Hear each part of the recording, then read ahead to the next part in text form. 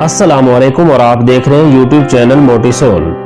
किसी किसान से एक शख्स ने पूछा, क्या इस बार तुमने गंदम बोई है?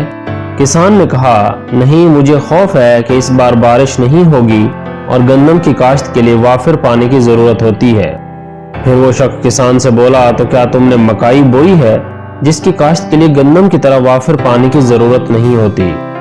किसान ने जवाब दिया, नहीं, मुझे डर है कि कहीं कीड़े और टिड्डी दल फसल को बर्बाद न कर दें।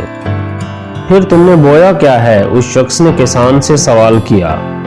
किसान कहता है, मैंने कुछ भी नहीं बोया क्योंकि मैं हरगिज खतरा मोल नहीं लेना चाहता, मैं महफूज रहना पसंद करता हूँ। दोस्तों, क्या आपको किसान की ये बात अक्लमंदी पर मबनी लगती है? जिंदगी खतरात से पुर है, कोई भी शख्स इस दुनिया में महफूज नहीं है। बेशक कश्तियां साहिलों पर महफूज होती हैं, लेकिन कश्तियां साहिलों के लिए नहीं बनाई जाती। कश्तियां समंदरों के लिए और तलातम का सामना करने के लिए बनाई जाती हैं। जो जिंदगी में कोई खतरा मोल नहीं लेना चाहता, उससे किसी भी अजीम कामयाबी की तवक्को रखना बेकार है।